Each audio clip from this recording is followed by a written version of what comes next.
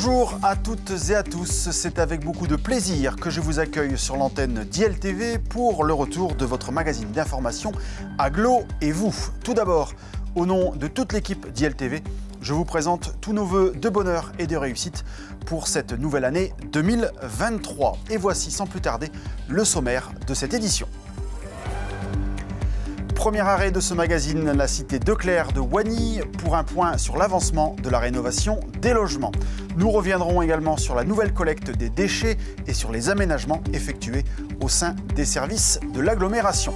Nous passerons ensuite par Carvin et Bois-Bernard, puisque ces deux communes ont récemment inauguré un centre nautique pour l'une et un espace sportif pour l'autre. Deux équipements qui ont reçu le concours financier de l'agglomération. Et puis l'invité de cette édition sera Alain Bavet, le président du pôle métropolitain de l'Artois. Et avec lui, nous parlerons d'innovation et d'attractivité économique.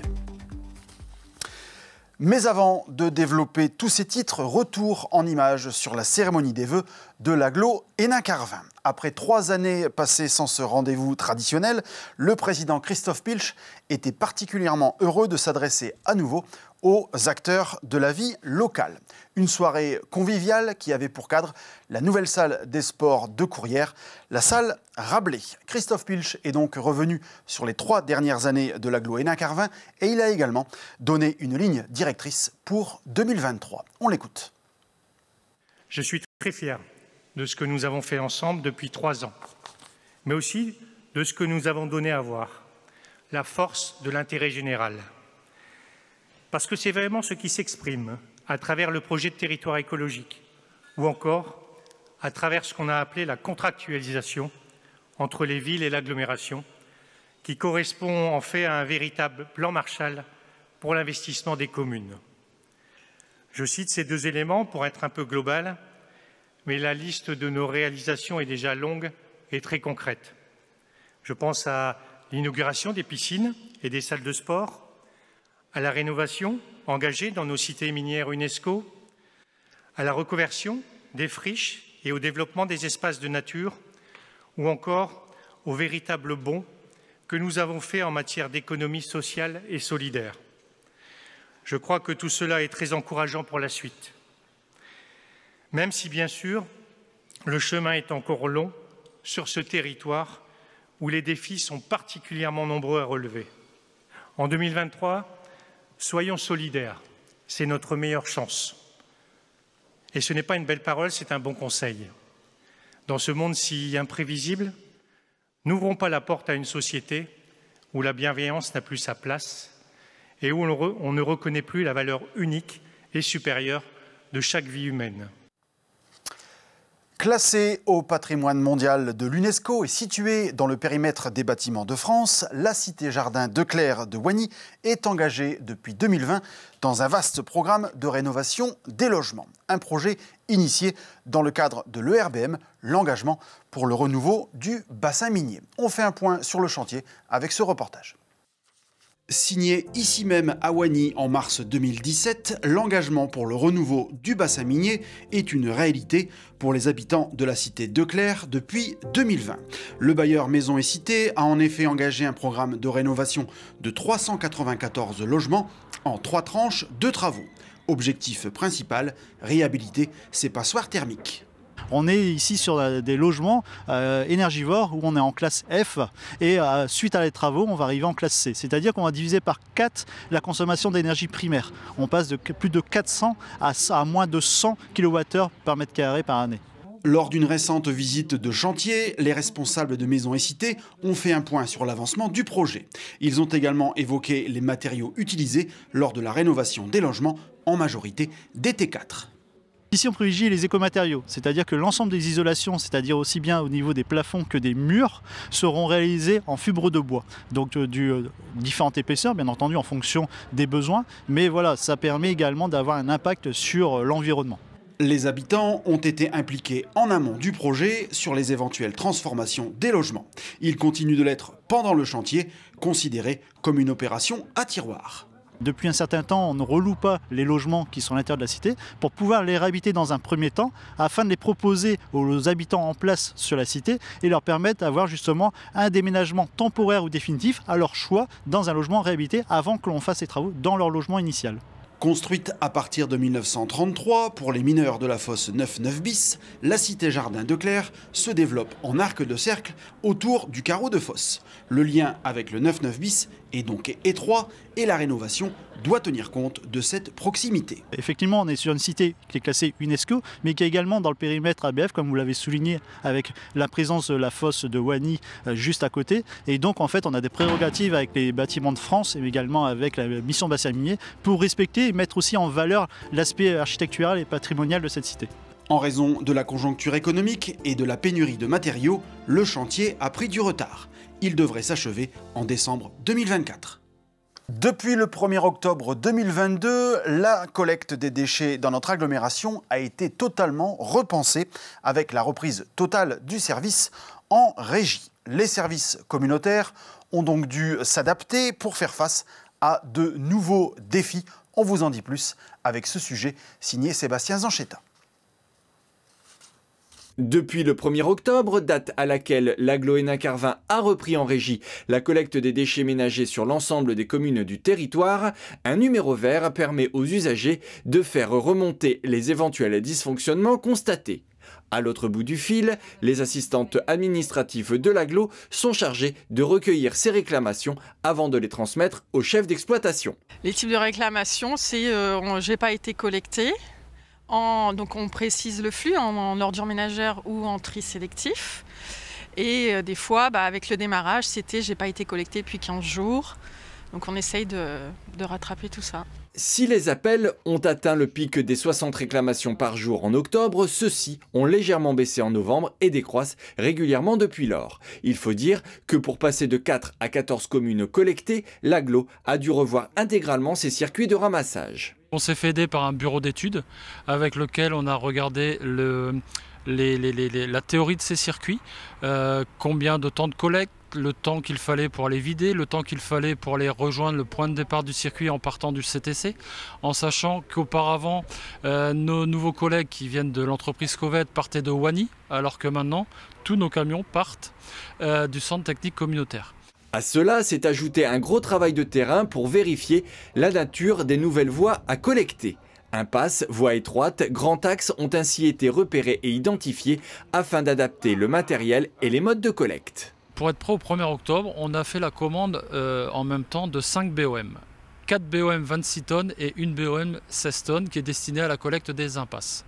Des nouvelles bennes qui bien entendu roulent au gaz puisque le centre technique communautaire dispose de sa propre station GNC. Dans le même temps, l'agglo a décidé de continuer à décarboner sa flotte et dans les prochains mois, les 7 dernières bennes roulant au diesel passeront au baissant une carburation 100% végétale. Conjugués à de nombreuses embauches de chauffeurs et d'agents de collecte, tous ces efforts n'ont pour autant pas permis d'éviter les couacs depuis le 1er octobre. Le plus gros paramètre pour moi, ça a été la fiabilité de données que l'on avait cherché à obtenir sur les circuits que l'on ne connaissait pas, c'est-à-dire les circuits qui étaient effectués jusqu'à présent par l'entreprise privée. Il faut que le traceur ait fonctionné tout au long du circuit et il faut que le chauffeur qui est conduit ce jour-là ait fait le circuit dans le bon sens et avec honnêteté. La difficulté, c'est qu'on travaille toujours en flux tendu. C'est-à-dire que tous les jours, nos agents partent, matin, après-midi. On relève des couacs dans les tournées. On essaye de les corriger et chaque jour est une nouvelle journée avec son lot de zones blanches que l'on doit gérer. Mais quoi qu'il en soit, chacun au centre technique communautaire est mobilisé pour améliorer dans les plus brefs délais le service public de collecte des déchets sur l'agglo Hénin-Carvin. Ouvrons à présent le chapitre développement économique de cette édition. Le pôle métropolitain de l'Artois a lancé récemment une campagne publicitaire en direction des chefs d'entreprise baptisée Invest in Artois. Il a également accueilli ses 10 premières startups incubées au sein du parc d'innovation de l'Artois. Nous allons en parler avec notre invité de la semaine, Alain Bavet, le président du pôle métropolitain de l'Artois. Alain Bavet, bonjour. Bonjour. Merci de nous accorder cet entretien sur ce plateau. Avant d'aborder ces sujets purement de développement économique, rappelez-nous ce qu'est le pôle métropolitain de l'Artois. Alors, le pôle métropolitain de l'Artois, déjà... administrativement, c'est ce qu'on appelle un syndicat mixte ouvert.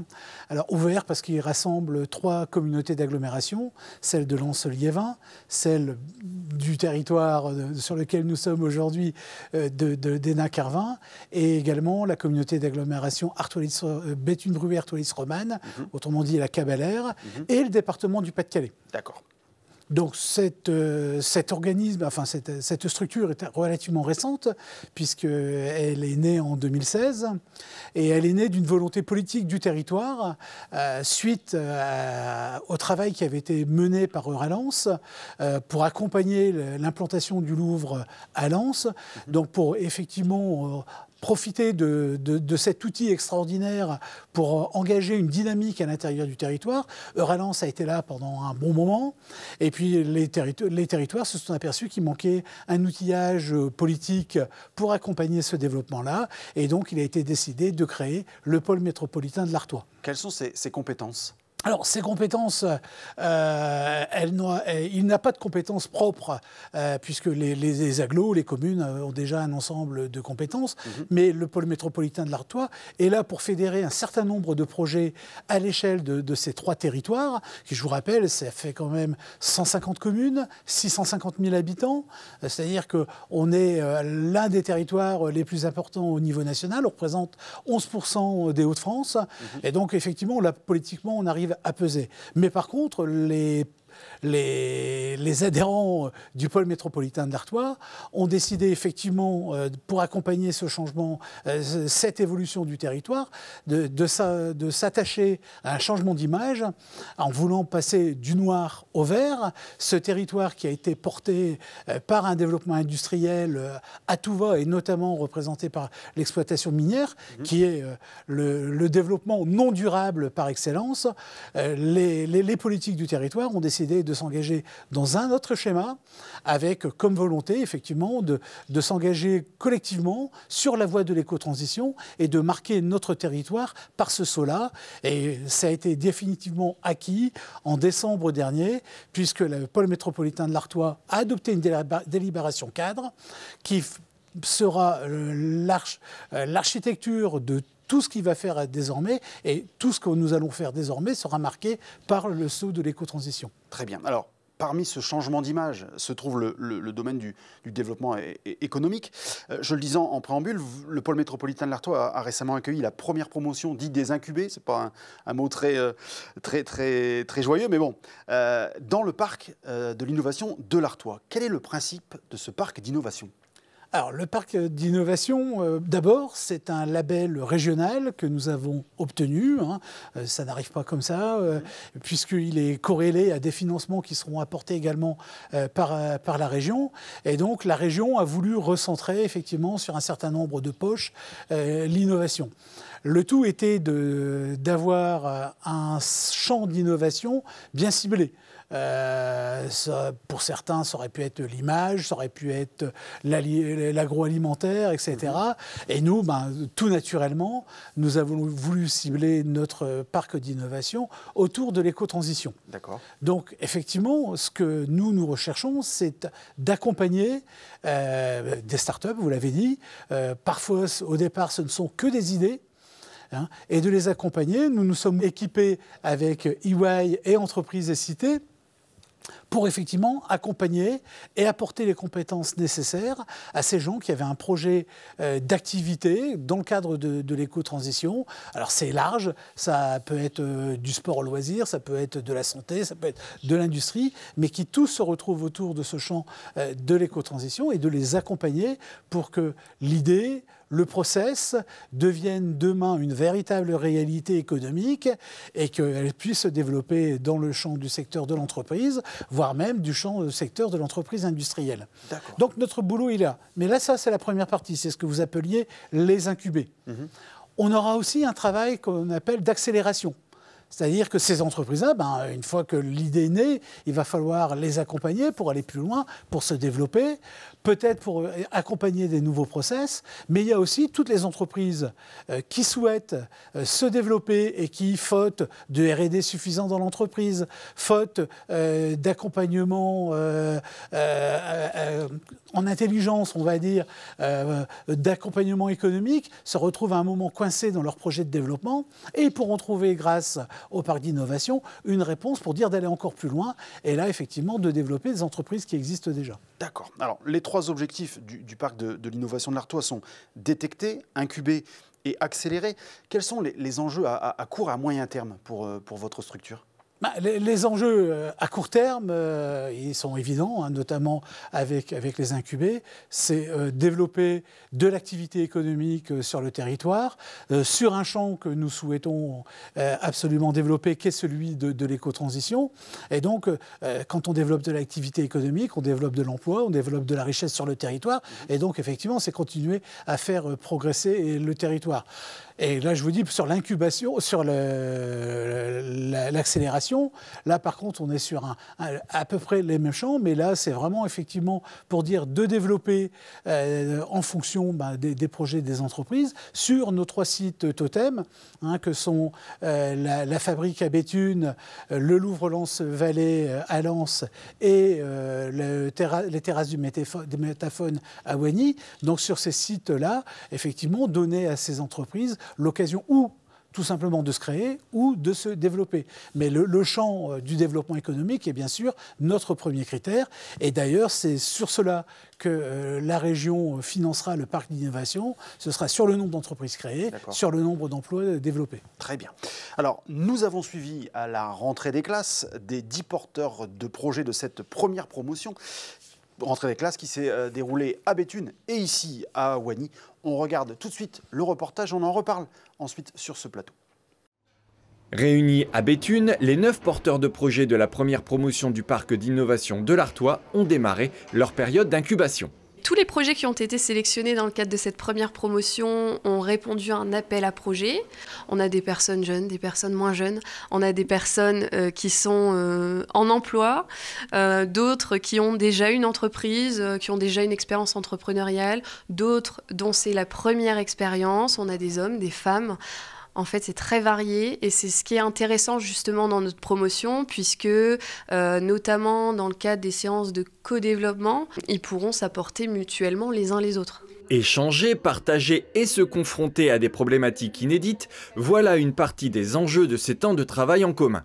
En confrontant leurs projets aux autres membres de la promotion, chacun va ainsi pouvoir se re-questionner sur son projet, comme nous l'explique Romane. Ça me permet de penser à des problèmes et des solutions auxquelles je n'avais pas pensé et d'apporter toutes les connaissances de chacun, avoir plusieurs cerveaux plutôt qu'un seul.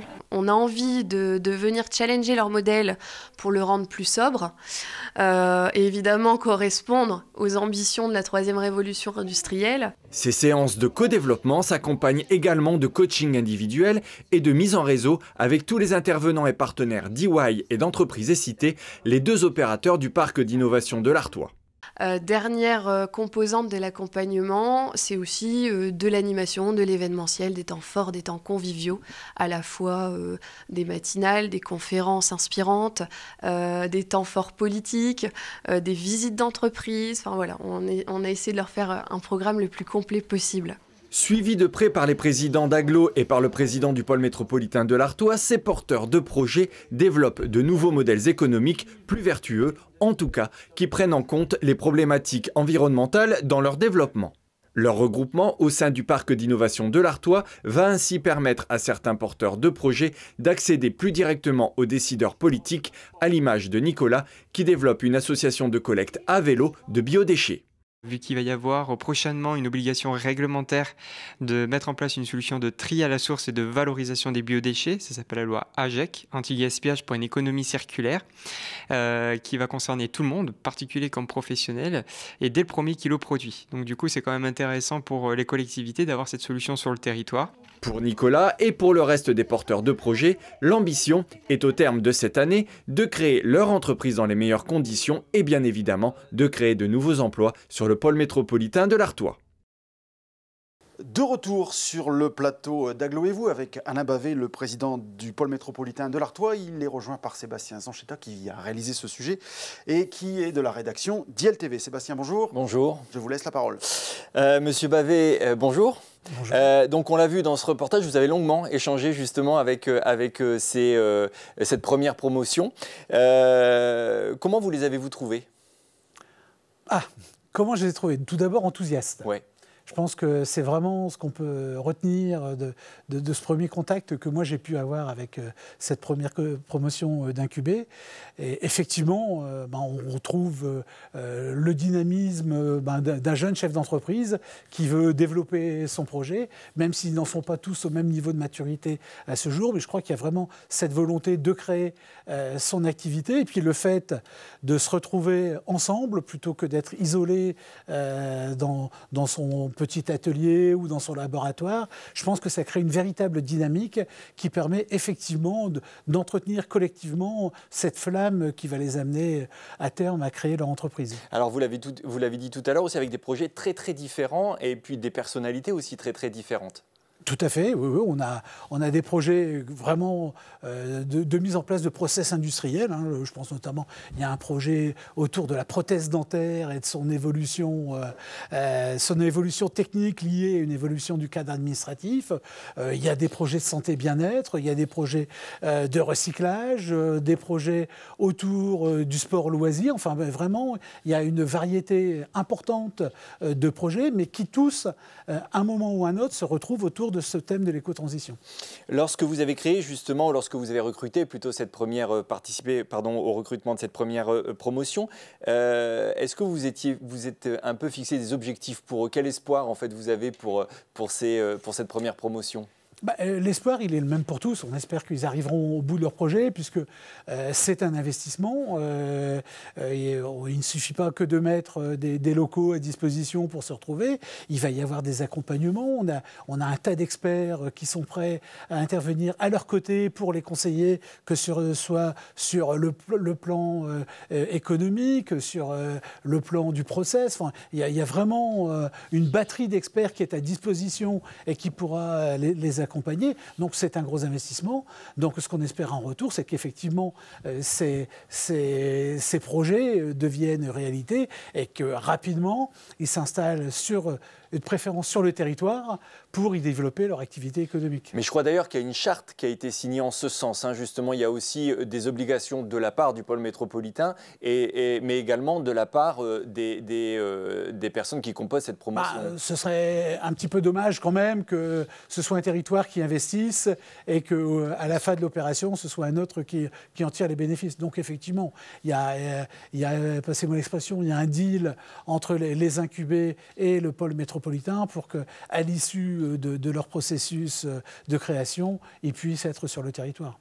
Alors, le pôle métropolitain de l'Artois a également lancé en octobre dernier la campagne Investis Artois.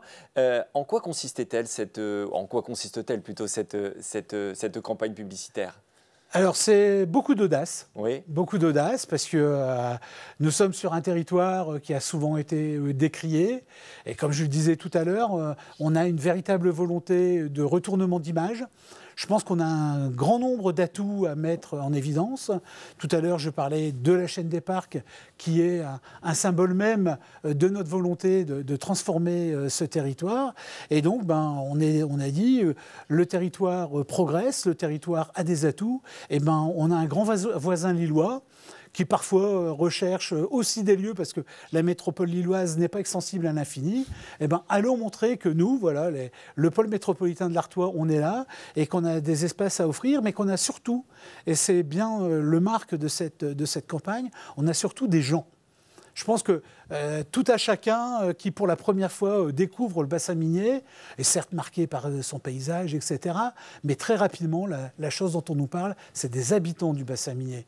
Et je pense qu'on a voulu vraiment marquer ça sur la métropole lilloise.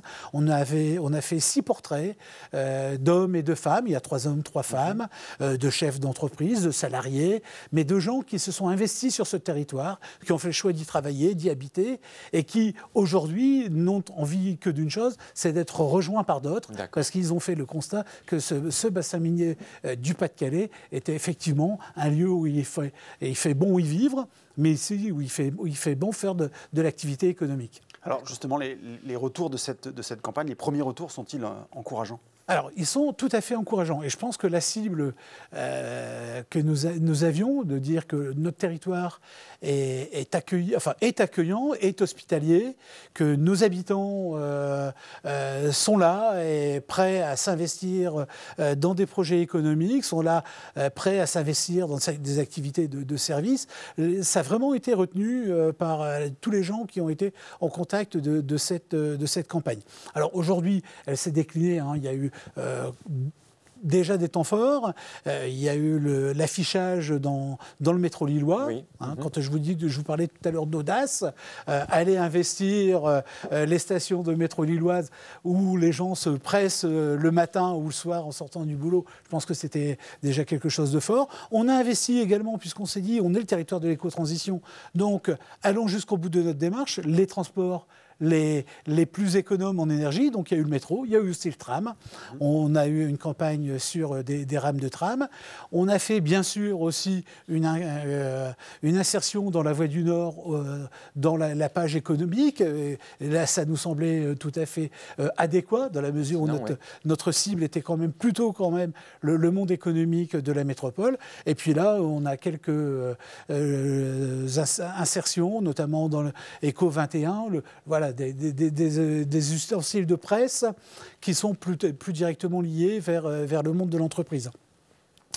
Et puis, bien sûr, on demande aux gens d'aller vers le site Invest in Artois, qui ramène les gens, certes, à ses habitants, mais également à tout notre tissu, notamment des zones économiques, de notre immobilier d'entreprise, qui est prêt à accueillir de l'activité, mais pas de l'activité n'importe comment, autour d'un certain nombre de valeurs que nous avons développées. Très bien. Eh bien, merci beaucoup, Monsieur Bavet, pour toutes ces réponses. On continuera de suivre sur ILTV le parc de l'innovation et puis les résultats de cette campagne de communication. Merci à vous.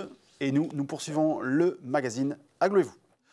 Ouvrons à présent la page sport de ce magazine, pas pour parler des derniers résultats que vous pouvez retrouver dans Sport Express, mais plutôt des infrastructures qui ont reçu le soutien de l'Aglo Hénin-Carvin. Premier exemple avec le centre aquatique de Carvin, baptisé Aquaspot. Visite guidée de l'équipement avec Karine Marconato et Sébastien Zanchetta. J'étais déjà à une autre piscine avant et là je me suis inscrit tout de suite à celle-là depuis au mois d'octobre avec un abonnement presque les premières semaines, quoi.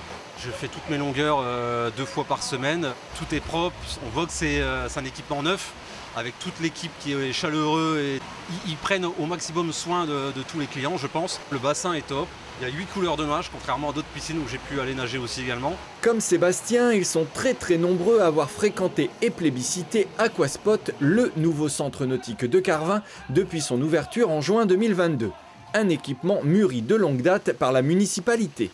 Avoir un équipement nautique, sportif et d'éducation à la natation. Donc cet équipement devait avoir toute l'étendue, à la fois pour ceux qui aiment beaucoup la natation, pour ceux qui veulent apprendre, ceux qui veulent se divertir. Cet équipement combine ces 4 fonctions. Un projet au long cours qui s'est concrétisé aujourd'hui autour d'un bassin de 25 mètres réservé aux nageurs, d'un bassin d'apprentissage de la natation et d'activités aquanautiques, d'un toboggan et d'une pataugeoire dans l'espace réservé à la petite enfance. Le dernier espace, l'espace bien-être. Donc là, c'est pour les adultes avec un sauna, un hammam, une tisanerie et un jacuzzi. Les récentes hausses du coût de l'énergie pourraient laisser penser que la construction d'Aquaspot s'apparente à une folie. Mais là aussi, tout avait été anticipé puisque le centre nautique dispose d'outils performants qui en font un équipement très vertueux sur le plan de la consommation énergétique. Finalement, ici, sur le site d'implantation, la bonne nouvelle a été que nous ayons pu faire de la géothermie. Ensuite, les pompes à chaleur, les équipements photovoltaïques que nous avons mis, tout cela fait que le système est très économe en énergie. Aujourd'hui, les premiers résultats arrivent réels et on s'aperçoit d'ailleurs que les consommations réelles sont inférieures aux consommations qui avaient été calculées et prévues. Aquaspot possède également une autre particularité pensée pour le confort des utilisateurs. Les bassins d'Aquaspot donc sont tous en inox. Donc en fait, ce qui procure déjà un bien-être, une coloration de l'eau et aussi la particularité, c'est que la désinfection se fait à l'ozone. Ce qui évite sensiblement cette sensation désagréable des yeux piquants, de l'apparition de plaques rouges ou encore du nez qui coule grâce à la faible utilisation de chlore. L'équipement, qui a été inauguré officiellement en décembre dernier, a déjà permis à 4500 élèves de Wany, de Libercourt et bien sûr de Carvin de profiter d'un apprentissage de la natation. Financé à hauteur de 50% par l'État via le Centre national pour le développement du sport, par la région, le département et l'agglo Hénin-Carvin, le centre nautique a coûté 17 millions d'euros, un montant qui a respecté l'enveloppe budgétaire initialement prévue. Autre équipement sportif subventionné à hauteur de 27% par l'agglomération Hénin-Carvin, l'espace sportif de Bois-Bernard. Inauguré récemment, mais mis en fonctionnement depuis quelques mois, cette salle de 400 mètres carrés fait déjà le bonheur de tous ses usagers. On vous en parle avec ce sujet. L'événement de ce début d'année à Bois-Bernard, c'est l'inauguration de l'espace sportif du village. La maire honoraire Christine Toutain s'est chargée de la coupure du ruban, mais c'est le maire actuel, Jean-Marie Monchy, qui revient pour nous sur les principales étapes du chantier. Démolition de 3 maisons, il y avait 3 maisons autour de ce bâtiment, construction d'un nouvel atelier communal et réalisation de cette salle des fêtes qui est à la dimension de la population de Bois-Bernard de 832 habitants. Un espace sportif polyvalent avec sa zone d'évolution de 400 mètres carrés qui accueille aussi bien les élèves de l'école du village que les adhérents de la gym senior. Et puis, il y a les pongistes de l'amicale laïque, très heureux de leur nouvel outil. Vous nous avez connus dans la salle polyvalente qui est juste en face, dans laquelle on ne pouvait mettre que 3 tables. Donc c'était effectivement un vieux rêve d'avoir une salle un peu plus grande compte tenu de l'effectif que j'ai aujourd'hui. Donc ici, on a doublé la capacité puisque ici on peut installer 6 tables et surtout on a de meilleures conditions quand on reçoit des équipes de l'extérieur. Confort d'évolution donc, mais aussi amélioration de la convivialité avec un clubhouse digne de ce nom et des vestiaires. Maintenant on a de magnifiques vestiaires et des douches, ce que nous n'avons pas précédemment. Et donc actuellement, à la fin des entraînements, tous les joueurs prennent leur douche, ce qui est très appréciable. Autre association résidente, le club Overdance, qui savoure également son bonheur d'évoluer dans cette salle. Nous étions au départ dans la salle des fêtes, car l'association a maintenant cette année 30 ans. Et donc cette salle nous permet d'avoir une structure beaucoup plus agréable. Elle a été attendue et elle a été construite également pour nous. Le coût total de cet équipement tant attendu s'élève à 530 000 €. Il a été financé par l'État, le département, la ville et l'agglo Hénin-Carvin pour près de 145 000 €. Voilà, ce numéro d'Agglo et vous touche à sa fin. Merci de votre attention. Merci également à toute l'équipe d'ILTV qui est en régie pour réaliser cette émission. On se quitte avec de magnifiques images tournées à la fosse 9-9-8 de Wany en décembre dernier. Fosse 9 qui s'était embrasée à l'occasion des festivités de la Sainte-Barbe. Profitez-en et à très bientôt sur ILTV.